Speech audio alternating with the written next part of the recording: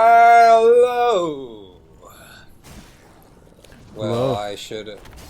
Hey, welcome you and me. Welcome. Welcome I you. felt like I felt like we're speed skating on a kind of potential energy surface of I don't know effort. I think that we're going downhill. True, but the momentum is really pushing us forward, and I think that's key. Okay. Key to understanding ourselves, key to understanding maybe why our families thought that we were worth the resources and energy they spent raising us and what they gave to us. Are we worth it? You have a family and you all are close. Do you ever want to secretly eat them? What? Does everyone secretly eat them? I mean, you can voice it. You don't have to No. keep it a secret. Absolutely Oh, not. okay. Eat them. All right. But that doesn't mean you're altruistic now. Yeah. Okay. It doesn't mean just I because don't know. you're affectionate with your family, or we all Yeah, but I love our mean, loved ones. you gotta be pretty far detached to want to eat your family. Well, what I meant is steal their resources to the benefit of Steal the yourself. reefs? That's completely different than eat them. Well, I don't know. Well, You yeah, know, no, absolutely. if Can you if we imagine were dining on your mother's fat well, cheeks? my mother's fat cheeks. How dare you, good sir? My mother's cheeks are just right. She is the middle of the bear They're porridge listen. temperature and cheek They, robustness. So what I'm uh, getting at is that we in our society form cliques or clubs. We have a group or team mentality where what's the term? We're tribal, right? That's the popular term everyone uses. We form tribes. And tonight I want to go into tribes and think about whether tribes help us, whether they're statistically a good idea in terms of game theory. We could speculate. We didn't do the calculations, of course. I didn't calculate anything for tonight, but I would love to. It is not something you typically do on paper if you want to do very accurately, because it's actually come a long way. It's interesting just to think about, though, and that we're going to do a little bit of a mental game theory wannabe series. And we're starting tonight with our episode 3 of our new initiative to not really be drunk. We're not really drinking that much, maybe a little. But we're really just putting drunken on the title of these things because we are embarrassed about our speech impediments. I mean, have you seen these other YouTube channels with like drunk science and stuff like this? Because obviously that was our first choice, drunk science. But there's like a bunch of other drunk science channels out there, and a lot of them are people who get in front of the camera and pretend to drink a lot of alcohol and then try to act drunk. It's it's really funny. No, we want to drink, but we don't want to seem drunk at all. That's kind of the point of drinking, not to let it seem like it's affecting you. Uh, this is the third episode of this series that's more about science than drinking, and we'll probably change the name in the future. Anyway, when I think of altruism and what it would mean evolutionarily in game theory, you're willing to do something that doesn't benefit you, and it can hurt you, the opposite end of the spectrum of benefit. But you'll do it anyway because it might benefit someone else besides you. But how far away removed do they have to be from yourself people pick an arbitrary threshold, maybe one after the second cousin, because if they're less related to you. If you perform altruistic acts, it's really true altruism, because your second and third and fourth cousins doing well in life doesn't really affect you. Your progeny have very little in common in terms of the general distinct gene set that defines families. You're just kind of like random. You're not really much more related to them than any random person. That makes sense that you would perform selfless acts for your family, but would you perform them for someone who's less related to you than a second cousin, my good sir? Can you think of the last time you've truly committed a selfless act for someone not related to you? Yeah, I gave this person money the other day to get his daughter something to eat, and the day before, well, not the day before, but like probably about a month before that, I guess, I was at Walgreens, and some lady walked up to me and asked if she could get a ride and stuff. I made her wear a mask, of course, but I was like, yeah, I'll give you a ride. You gave a lady right in the parking lot of Walgreens. Yeah. Okay, but you made her wear a mask. That's good. Yeah. Yeah. Did you make her wear a butt mask for sitting in your car? A butt mask? I made her cover her nose. Okay, so you let a stinky, strange individual into your car where your wife and child go, and I'm guessing you didn't even wipe it down. Nah. Dude, I let a homeless guy live in my house for like 3 days. Oh my gosh. Is this like a friend of yours who was just out of wherever their living arrangements were for the time? Yeah, it was a friend of a friend of a friend. Yeah, right. You lived in a party house, like a townhouse, international house, and you had all kinds of strangers coming in. Some of them probably were homeless. Well, I don't know if that counts as altruism, but let's say they robbed you, and then you had the option to put them in jail, but you knew they had a hard time. Would you just let them out of it? I've had friends rob me, though. Would you let them out of it? I mean, they're not my friends anymore. Did you feel good after giving that person some money for some food for their daughter? What? Did you feel good? About what? Giving money to the person who needed food for their daughter. I mean, I don't know. I gave it to the little girl first, and then the dad took it, and I was like, what the fuck? So I had mixed feelings about that. Oh yeah, I bet. Because you didn't give it to no daddy. You gave it to the girl. At first I thought it was something true, and then afterwards I was like, you felt scammed. I think he's hustling. And guess what? Next time you're probably not going to be as likely to give money. No, I would. I don't know.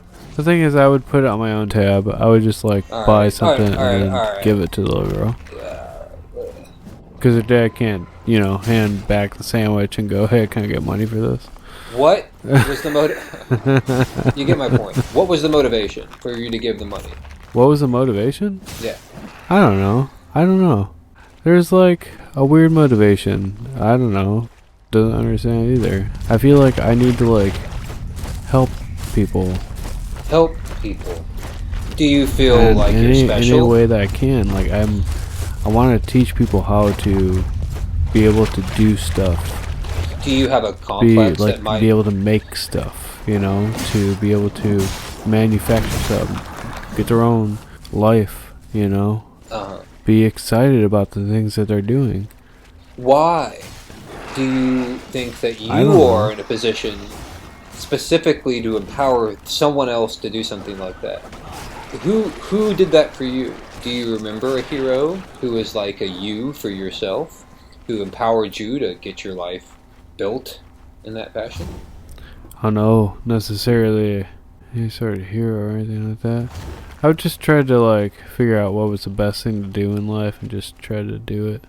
I don't know, my parents, I guess, somewhat inspired me, but I had different teachers throughout the years. Mr. Bach, he was right. He was a great teacher. Okay, parents and teachers. So parents are obviously going to be good role models for this purpose of giving and helping, because they have a lot to gain for their child. They have a lot to gain if you become able, right, enabled. So when you try to use your parents as an example of how to be when you interact with the hustlers in the parking lots, do you think that maybe you're trying to be a parent to people in a way that maybe is not what adults typically would choose to do because they realize that, okay, so let's just say someone needed money lunch for their child. I don't know the circumstances of why you would hand a guy money for food for his kid, or why hand a kid money for food while the dad's out there like pimping her out or whatever the situation was. Did you look at that kid and think, I might have a daughter one day, or I wish someone did this to me? Desire to be a parent, armchair philosophizing. What you're saying that I have some like some predisposition, some issue that makes me want to be a good person? Your definition of a good person is very cliche, I guess. Okay, so, I guess so. So what would you define as a good person? So I think that if you could just show them attention... No, I mean, what would you define as a good person? Yeah, I'm telling you. So, for instance, if we're defined by our actions, and I was presented with the same situation... Obviously, what makes the person is you have to give them a situation. A person is pretty much nothing if they're sitting in a room not thinking or doing anything. So you have to always define a scenario. If I'm given the scenarios you just described, I would talk to the dad and say, joke around, you just said you gave a little girl some money and her dad took it. So anyway, that's really all I really know here. But let's look at the other scenario. Mine was simple, yours is complex. The simplest answer is usually this right one. Someone needs a ride, let's say. I'll say no. Yeah, I know, because you would say no, because that's just who you are.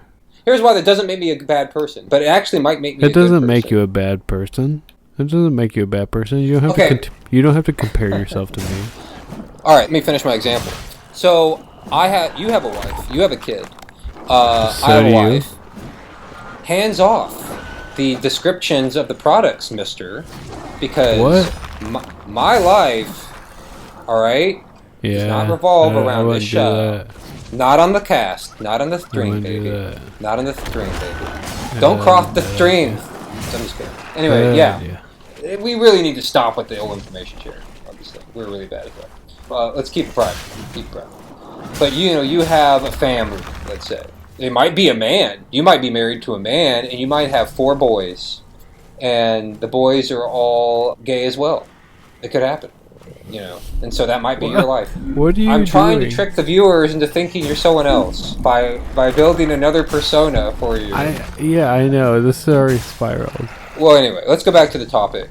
You let some disgusting person potentially in, filled with COVID, filled with lice, warts, and COVID. Oh my. And they might have been in the passenger seat, and your wife might catch a wart on her foot one day, or on her arm.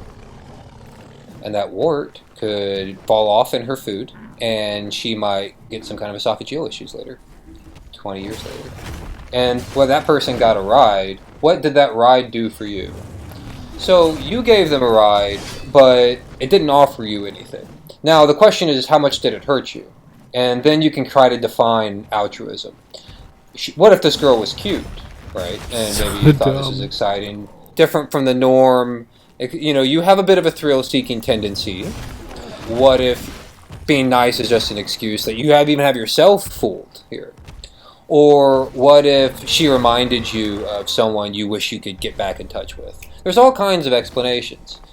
But you gave some decent examples of altruism.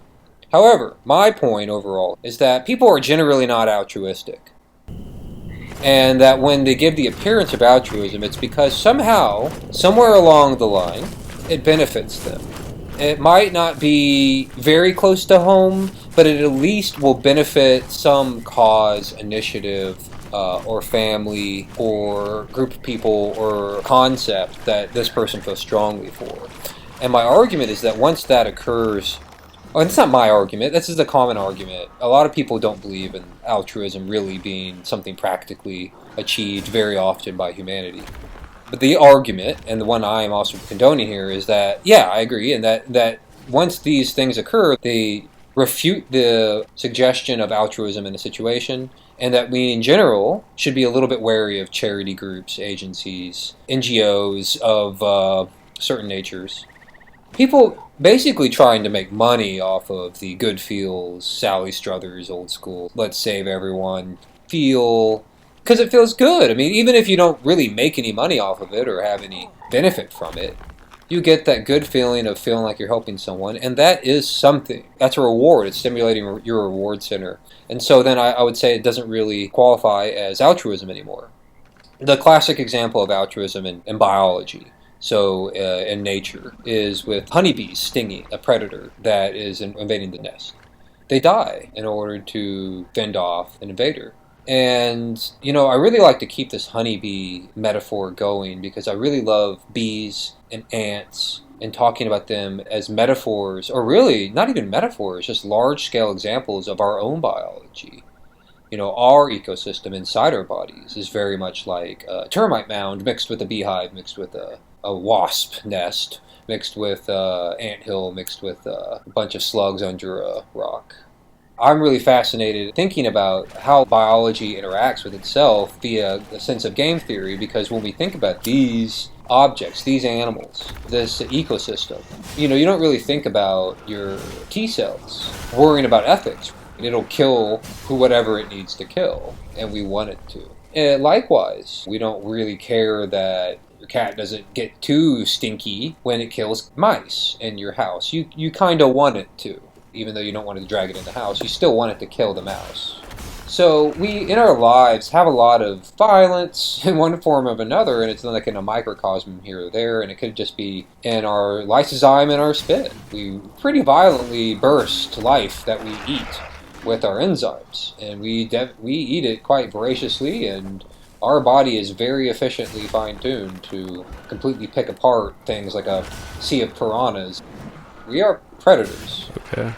So does this extend to how we interact with others? And in what sense does it benefit us to have groups? What sense is it our preference? What's your point, though? Does altruism really exist? You seem to think that you can be altruistic. I mean, we can start there. I was going to go a little deeper. I mean, you don't think you can? I don't think people are altruistic. That's my You don't think argument. You could be? People could be. But you yourself. I could be altruistic as an example. I'm not saying people can't be altruistic. I'm saying they generally choose not to be. But it doesn't matter what we think about each other.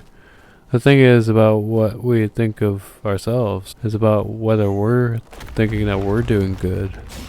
We don't compare. Yeah. Yeah, no, people compare, but well, anyway, I mean, I don't, I guess. That's the thing, is I don't. Yeah, sure, okay. We are in competition, yes or no? I don't. No, we're not in competition. You're your own person. People are not in competition. You're your own person. Conjecture? I'm not in competition. Well, I don't know why I would be in competition with you. I mean, I thought we were friends. So, do you believe that there are unlimited resources on the planet? No. Why would anyone believe that? So, there are limited resources and eventually we'll run out. And then you believe that we will figure out... Who do you think is going to consume all of the resources on the planet in your lifetime? That's going to be your problem to deal with. Are you saying because it might not be in my lifetime, it's not... It's not going to be your problem at all to deal with. And I don't know why you feel like you're like going to white knight against people that are spending too many resources or blah blah blah, or living their own lives, or breathing your air, or anything else. Okay, it's called a competition because we do share. No, it's called a competition because someone feels like being competitive.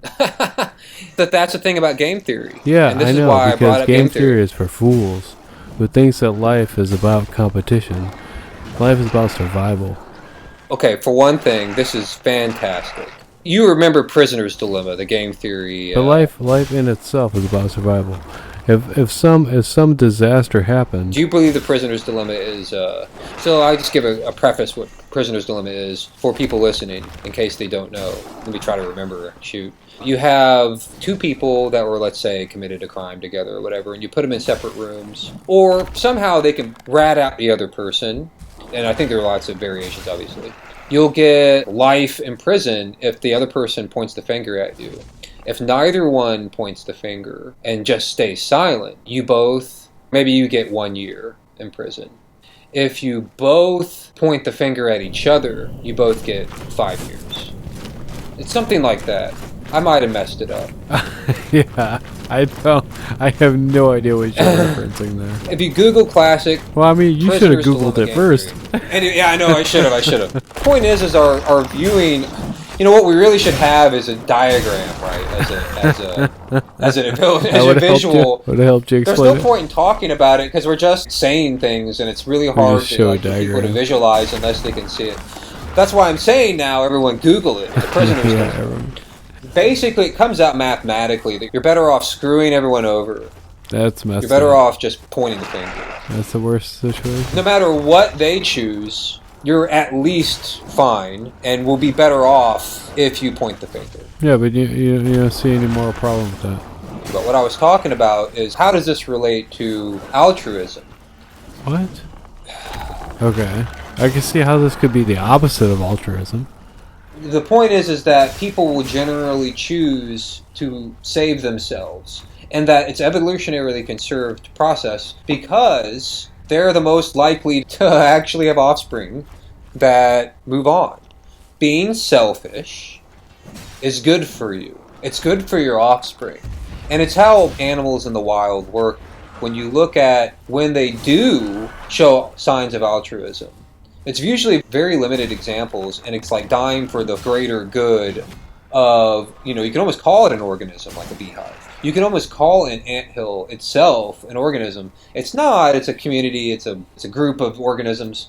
But when they have this hive mind approach where they will commit acts of altruism, they're actually define them somewhat more differently in biology. And they kind of define an anthill or a beehive as more of like a single entity in order to more easily keep it in line with every other bit of biology they see.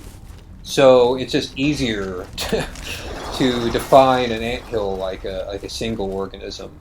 Or, for instance, a bed of aphids that are being harvested by ants, because ants, will eat the sugar coming off that the aphids, grow off their skin, and then the ants protect the aphids. But they've cloned these aphids on these leaves that the ants are processing, and the aphids are like clones of each other. They're identical, so they're asexually reproducing. You're borderline getting to very similar genetics as well when you have these colonies of ants and bees. So is that aphid just a bunch of clones of the same aphid? So is it really just one aphid? It's a philosophical thing, but it's just about definitions. Anyway, I'm digressing. Because it's so rare, they write it off. And I think there's an argument about whether we're naturally prone to altruism, I think, in biology circles. Richard Dawkins discusses at length in his books. A lot of people don't like him. I used to not like him. But I think he's a smart guy, whether you disagree with him or not. I saw him give a talk before. He impressed me just with him talking about his life, and then it made me check out his writing. I always thought he was cashing in on the militant atheism crowd, right? You, for instance, maybe we can talk about this to help also explain your sense of altruism, which you seem to think is possible in people. Do you believe in God? Do I believe in God? Yeah.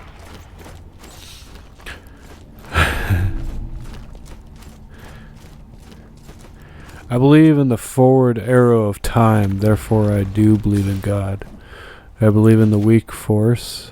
I believe in the second law of thermodynamics. I believe in all the science that is everywhere that we look. Therefore I do believe in God. Do you believe in karma? I believe that people build up bad shit throughout their life, yeah. Do you believe people get what's coming to them? In a way, I guess, but only because of that person's guilt. The person starts to view themselves as a bad person. Would you feel guilty if you didn't help that guy's daughter? No. Would you feel guilty if you didn't help that girl get a ride in the parking lot? No.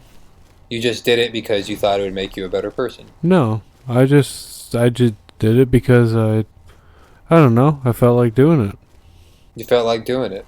Were you in a hurry? No. Oh, it wasn't that big of a hindrance then. It wasn't a huge burden.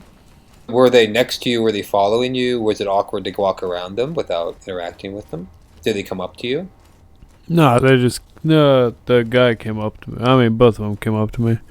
So you liked that they reached out and you felt that there was some connection between people and that you appreciated their attempt to connect, even if it was for somewhat selfish or personal reasons. I'm not trying to trick you into something. Wait, what was that? I'm trying to understand. You appreciated their attempt at humanizing, at connecting, at making a moment with you, in a way. You thought, I like that this person looks at me and sees someone that they think is kind or that will help them. I like being helpful. I mean, in the one case, I just saw a person that was like needing a ride, and I was like, maybe I'll give her a ride. And then the All right. second case, I saw a little girl that was hungry, and I was like, I should give her some food. You know, but how you say that sounds real cool because it seems like the obvious thing that John Wayne would do. No, and in it's the just end, you're the way doing it to that be cool. people live. You're doing it to be cool. You fell for the trap. I was trapping you. Okay. I was trapping you the whole time. I knew You you were got me. selfish pig. You selfish barbarian brute. Ha. And I'm a good person for staying home and not spreading my COVID to the random person in my car who then passes their warts to my wife. So I'm good for staying home and avoiding all that. I don't need justification for being a good person, and here's why. I do not believe that people are good or bad. I believe that people are organisms that want to live, and they want to live forever. And how we live forever is children, and how we want to teach our children is to be good people. And that's generally what people want, right? We want to teach our kids to be good people. Why do we want to teach them to be good people? I just said that I don't believe people are good or bad. So why would I end with, let's teach our kids to be good people? Why would I want to teach kids about that Santa Claus is real?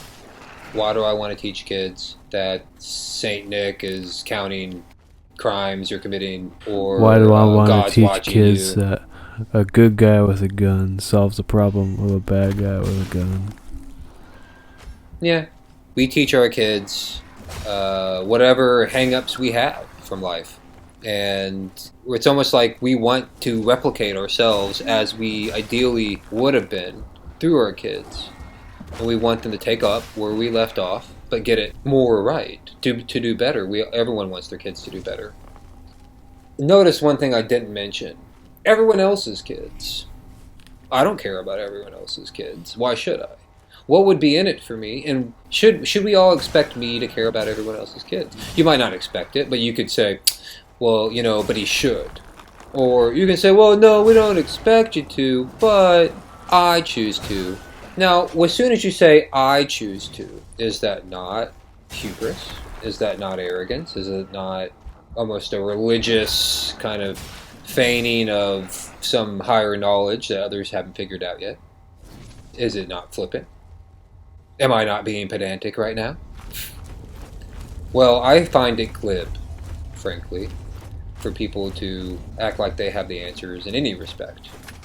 And that includes what defines a good person. I think what people actually do is they train their kid to be them. Appears to me to be the meaning of life. That's how you achieve eternal life, is having your child become you. And then that happen again and again and again until you're immortal. That's it. And when people don't have kids, they have to come up with all kinds of other meanings for life. It's not ideal. Some of the ways they make up for it is with a sense of altruism. And in a sense, when you work towards the preservation of something and without that thing being your children, direct children, that is a bit altruistic, because you're channeling your life energy into a project, a cause that is not going to extend your empire, your progeny. It's not going to extend your destiny. It's not going to extend the possible chances you and your genetic code has for success in the vague sense of just being and continuing to be. Well, I thank you, though, for listening. I really appreciate your input. As always, my altruistic and completely convincing and I'm just a cool-minded fellow. monolithically proverbic friend. I'm just one of those chill, a cucumber sort of person. You're just Cloud9 in it. My flavor is cucumber. I thought your flavor was copper. Wow, that's what some people say it tastes like. Yeah, they say there's a copper penny No cucumber. copper lips. And with that, I would like to leave you with a little ditty I just wrote. It's called Copper Lip Number 9.